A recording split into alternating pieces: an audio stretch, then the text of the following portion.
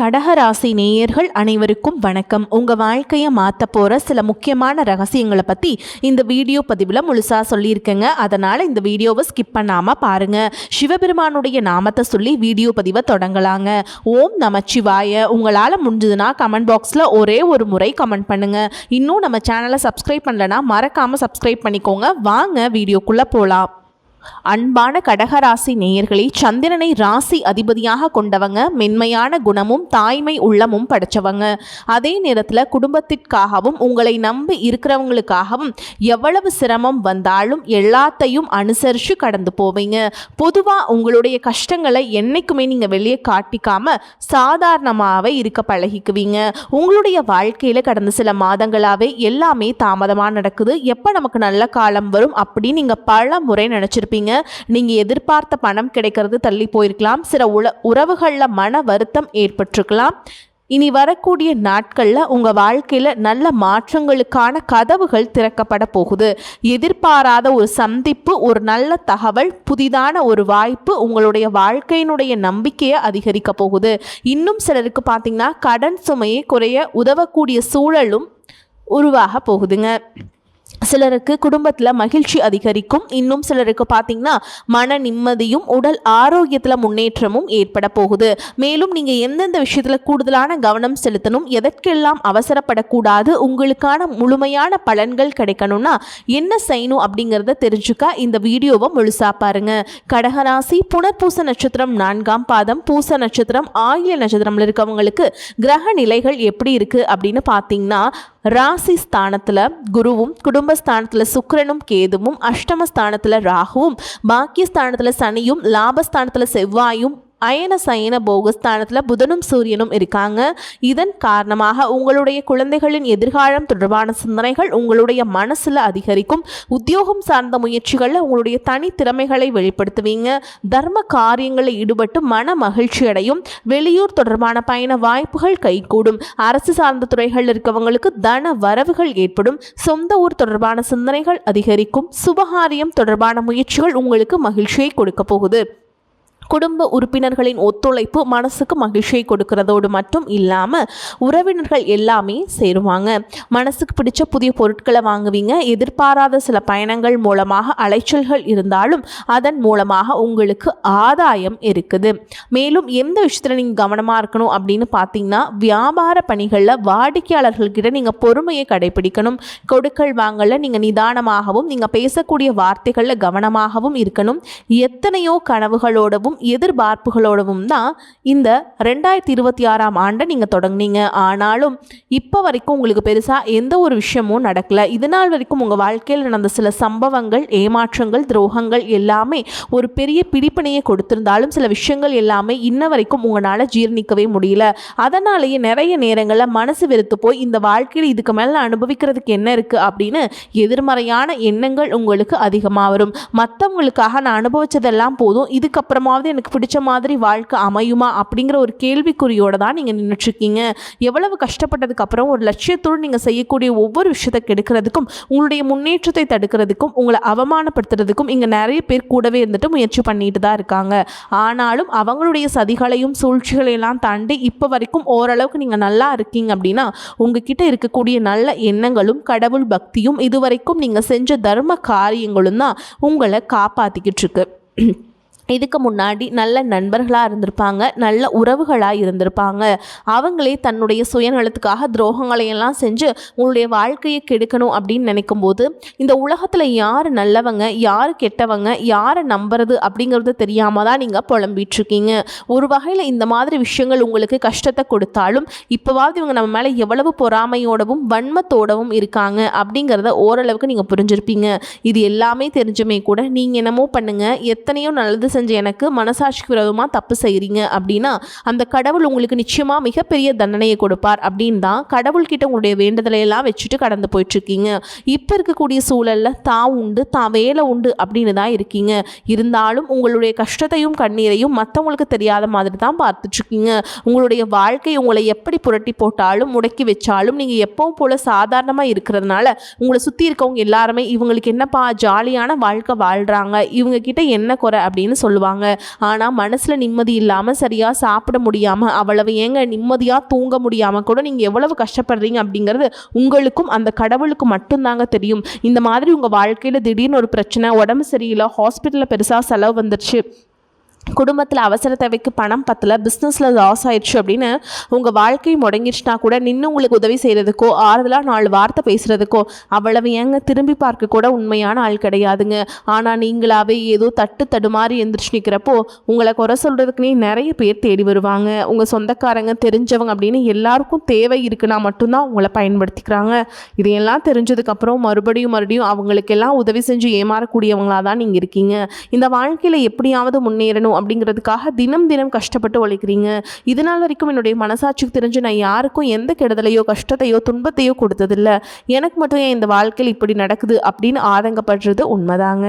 என்ன இருந்தாலும் உங்களுக்கு இவ்வளவு கஷ்டங்கள் ஆகாதுங்க. இந்த மாதிரி பிரச்சனைகள் உங்கள் வாழ்க்கையில் வரும், கொஞ்ச நாளுக்கு அப்புறம் அது போயிடும். நிறைய நேரங்களில் பார்த்தீங்கன்னா அவங்களால எந்த பிரச்சனைகளும் வராது, ஆனால் உங்களை சுற்றி இருக்கவங்க மூலமாக தான் உங்களுக்கு நிறைய பிரச்சனைகள் வருது அப்படிங்கிறத இப்போவாது கொஞ்சம் புரிஞ்சிருப்பீங்க.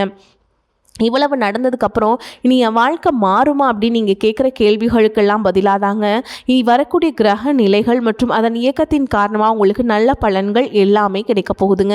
இது நாள் வரைக்கும் நடந்த கெட்ட விஷயத்தை எல்லாமே விட்டுருங்க. இனி வரக்கூடிய நாட்களில் உங்களுக்கு எந்த மாதிரி நன்மைகள் கிடைக்க போகுது அப்படிங்கிறத பற்றி தான் இந்த வீடியோ பதிவில் பார்க்க போகிறோம். முதலாவதாக மீனராசியில் இருக்கக்கூடிய சனி பகவான் உங்களுக்கு ஆரம்பத்தில் சில தடைகளை கொடுத்திருந்தாலும் இந்த வருடத்தின் இறுதிக்குள் உங்களுக்கு நல்ல பலன்களை எல்லாம் கொடுக்க போகிறார், தடைகளை எல்லாம் விளக்க போகிறார். இதன் மூலமாக பொருளாதார ரீதியாக உங்களுக்கு நல்ல முன்னேற்றம் அப்படிங்கிறது விரைவிலேயே ஏற்பட போகுதுங்க. அடுத்ததாக பார்த்தீங்கன்னா சுக்கிர பயிற்சி, இதன் மூலமாக உங்களுக்கு நல்ல வேலை வாய்ப்பு, அதில் பதவி உயர்வு மற்றும் அதிகாரம் செலுத்தக்கூடியவருடைய நட்பு உங்களுக்கு கிடைக்கும். நீங்கள் செல்வத்தை சேர்க்கணும் அப்படிங்கிறதுக்காகவே நகைகளுடைய விலை குறையும், புதிதாக வீடு வாகனங்கள் எல்லாமே வாங்குவீங்க. ஆரம்பத்தில் பொருளாதாரத்தில் ஏற்ற இறக்கங்கள் இருந்தாலும் இந்த வருடம் முடியும் பொழுது குறிப்பிட்ட அளவுக்கு நீங்கள் சொத்து சேர்த்து வச்சிருப்பீங்க. குரு பகவானுடைய உச்சராசியான கடக ராசிக்கு வந்திருக்காருங்க, அதாவது உங்கள் ராசிக்கு. இதனால் கஜகேசரி யோகமும் உண்டாகுதுங்க. இந்த நேரத்தில் உங்கள் நிதி நிலைமையில் ரொம்பவே முன்னேற்றமாக இருக்கும். குழந்தை பாக்கியம் இல்லை அப்படின்னு கவலைப்பட்டு இருக்கவங்களுக்கு நிச்சயமாக குழந்தை பாக்கியம் உருவாகும். அவங்களுடைய உடல் நலனில் எவ்வளவு பிரச்சனைகள் இருந்தாலும் அதையெல்லாம் சரி செஞ்சு இந்த பாக்கியத்தை அடைய போகிறாங்க. அவங்க குடும்பத்திலையும் மனதிலையும் மிகப்பெரிய மகிழ்ச்சி நிரந்தரமாக இருக்க போகுது. படிக்கக்கூடிய மாணவர்களுக்கும் கல்வி ரொம்பவே சிறப்பாக இருக்க போகுது. அடுத்ததாக நவம்பர் மாதத்தில் ஏற்படக்கூடிய ராகு கேது பயிற்சியில் குடும்பம் மற்றும் தொழிலில் திடீர் மாற்றங்களும் திருப்பங்களும் ஏற்பட போகுது. நீண்ட நாளாக நிறைய பேர் உடல்நலம் சார்ந்த பிரச்சனைகளை முடங்கி கிடந்திருப்பீங்க, நடக்கிறதுக்கே ரொம்ப சிரமப்பட்டு இருந்திருப்பீங்க. அந்த பிரச்சனை எல்லாமே முழுவதுமாக நிவர்த்தியாக போகுது. கடந்த காலகட்டங்கள் உங்களுக்கு நல்லதொரு வேலை கிடச்சிருக்காது, குடும்ப கஷ்டத்துக்காக குறைவான சம்பளத்தில் பிடிக்காத வேலையை செஞ்சுட்டு இருந்திருப்பீங்க. உங்களை பொறுத்த வரைக்கும் பிஇ படிச்சிருப்பீங்க, டிகிரி படிச்சிருப்பீங்க. சில பேர் தன்னுடைய கல்வி தகுதிக்கு சரியான வேலை கிடைக்கல அப்படின்னு ரொம்பவே ஆதங்கப்பட்டு இருந்திருப்பீங்க. வரக்கூடிய நாட்களில் நீங்கள் சரியான முயற்சிகளை எடுத்தீங்க அப்படின்னா அரசாங்க வேலைக்கு நீங்கள் முயற்சி பண்ணாலும் உங்களுக்கு அரசாங்க வேலை கிடைக்கும். பேங்க் வேலையோ, ஐடி கம்பெனியோ அல்லது தனியார் நிறுவனங்களோ உங்களுக்கு மனசுக்கு பிடிச்ச மாதிரியான நல்ல வருமானத்தோடு வேலை கிடைக்கக்கூடிய சூழலும் இருக்குது. மேலும் கணவன் மனைவிக்கிடையே பார்த்தீங்கன்னா நல்ல அந்யோன்யம் இருக்க போகுது. இதுவரைக்கும் இருந்த மன கஷ்டங்கள் எல்லாம் நீங்கி ஒற்றுமையோடு இருக்க போறீங்க.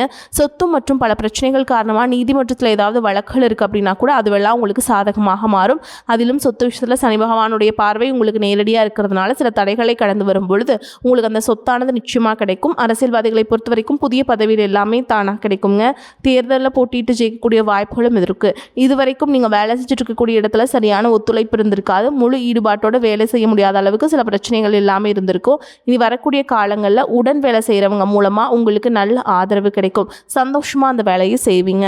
வேலையில் உங்களுக்கு பண பலன்கள் ஏதாவது வராமல் இருந்துச்சுன்னா அந்த பண பலன்கள் எல்லாமே உங்களுக்கு வெகு சீக்கிரத்தில் கிடைக்கும். அரசு வேலை இருக்கக்கூடியவங்க சட்டத்திற்கு புறமாக எந்த ஒரு காரியத்திலையுமே ஈடுபடாமல் நேர்மையாக நடந்து கொள்வது நல்லதுங்க. பொது வாழ்க்கையில் இருக்கவங்களுக்கு நீங்கள் எதிர்பார்த்ததை விட மிகப்பெரிய நிலையை அடைய போகிறீங்க. தொழில தடைகள் ஏதாவது இருந்துச்சுன்னா அந்த தடைகள் எல்லாம் விலகிறது மட்டும் இல்லாமல் புதிய கிளைகளையும் தொடங்குவீங்க. உங்களுடைய உற்பத்தி அதிகரிக்கும், தொழிலை விரிவு செய்வீங்க. வரக்கூடிய நாட்களில் உங்களுக்கு விற்பனை அதிகமாகும். ஏற்றுமதி இறக்குமதி தொழிலெல்லாம் உங்களுக்கு நல்ல லாபம் கிடைக்கும். நீங்கள் செய்யக்கூடியது சின்ன தொழிலோ பெரிய தொழிலோ அதுவெல்லாம் உங்களுக்கு நல்ல வளர்ச்சியை கொடுக்கும் அப்படிங்கிறத நீங்கள் ஞாபகம் வச்சுக்கோங்க. இனி வரக்கூடிய காலங்களில் எல்லாமே உங்களுடைய கனவுகளை நிஜமாக்கக்கூடிய நாட்களாக இருக்க போகுது. குடும்பத்தில் முன்னேற்றமும் பொருளாதாரமும் கிடைக்கும் பொழுது உங்களுடைய சுய ஒழுக்கத்தில் நீங்கள் ரொம்பவே கவனமாக இருக்கணும். பேசக்கூடிய வார்த்தைகள், பழகக்கூடிய நபர்கள் எல்லார்கிட்டையுமே எந்த ஒரு இடத்துலையுமே தான் அப்படிங்கிற கர்வத்தை மட்டும் நீங்கள் வச்சுக்க கூடாதுங்க. மற்றவர்களை குறையாக பேசுகிறதோ மற்ற மட்டம் தட்டி பேசுகிறோம், அதை காயப்படுத்துகிற மாதிரி பொது இடங்களில் பேசிடக்கூடாது. நீங்களும் சரி, உங்களை சுற்றி இருக்கவங்களும் சரி, எப்போவுமே பாசிட்டிவான எண்ணங்கள் இருக்கணும். அப்படின்னா எதிர்காலத்திற்கான நல்ல திட்டமிடுதல் எப்போவுமே அவசியம். அதனால் நீங்கள் எந்த ஒரு விஷயத்தை செய்யும் பொழுதும் எதிர்காலத்தில் இது எனக்கு எந்த மாதிரியான பலன்களை கொடுக்கும் அப்படிங்கிறத மனசில் வச்சுக்கிறது அவசியம். இதை நீங்கள் சரியாக செஞ்சுட்டு வந்தீங்கன்னா பெரியவங்களுடைய உதவி கிடைக்கும். உறவுகளில் இருந்த சண்டை சச்சரவுகள் முழுவதுமாகவே விலகும்.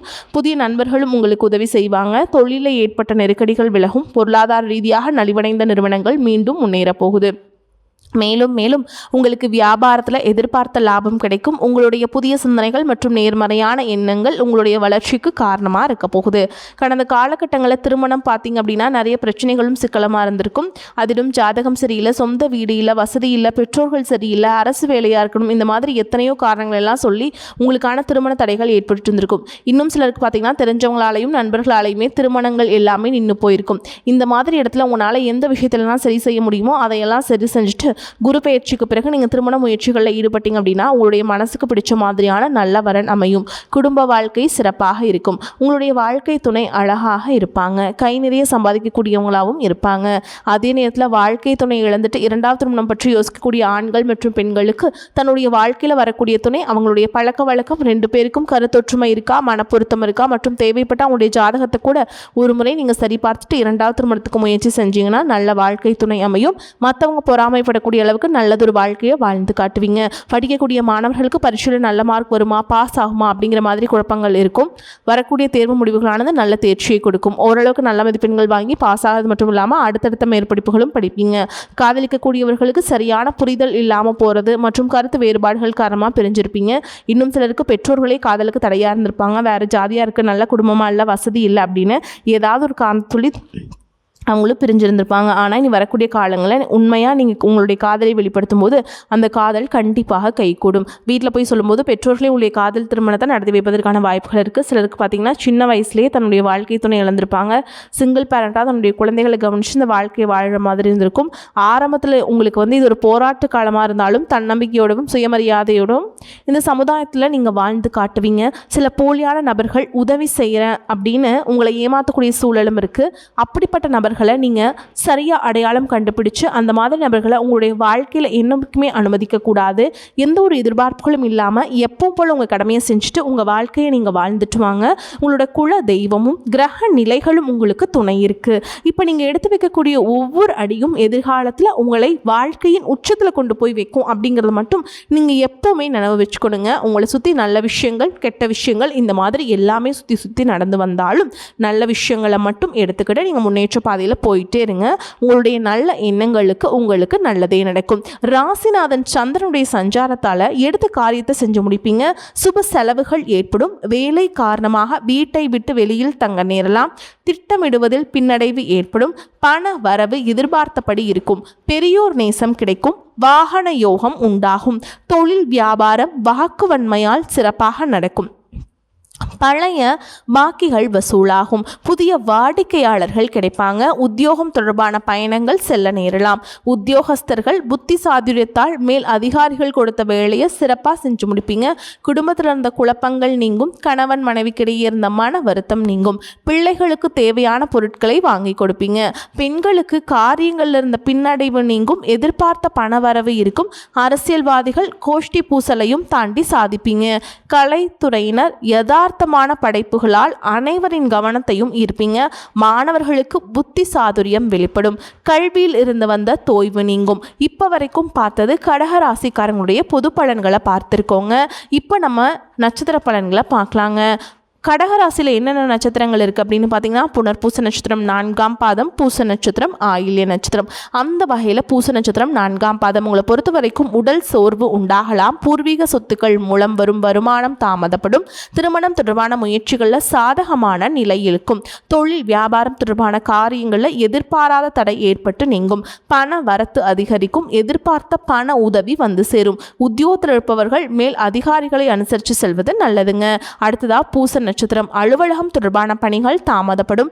இதிலும் கவனம் தேவை. குடும்பத்தில் இருப்பவர்களுடன் வீண் வாக்குவாதங்களை தவிர்ப்பது சாதாரணமாக பேசுவது நல்லது. வாழ்க்கை துணையுடன் இருந்த மனஸ்தாபங்கள் விலகும். நண்பர்கள் உறவினர்கள் வருகை இருக்கும். பிள்ளைகள் நலனில் அக்கறை காட்டுவீங்க. அடுத்ததா ஆயில்ய நட்சத்திரம். உங்களை பொறுத்த வரைக்கும் வீண் வாக்குவாதங்களை தவிர்ப்பது நல்லது. கடும் முயற்சிகள் பலன் தரும். செலவுகள் அதிகரிக்கும். சாதகமான சூழல் காணப்படும். குடும்பத்தில் மகிழ்ச்சி நிலவும். மற்றவர்களுக்கு உதவி செய்ய வேண்டும் என்ற எண்ணம் உண்டாகும். விட்டு சென்ற நண்பர் மீண்டும் வந்து சேருவாங்க, அதனால் மகிழ்ச்சி உண்டாகும்.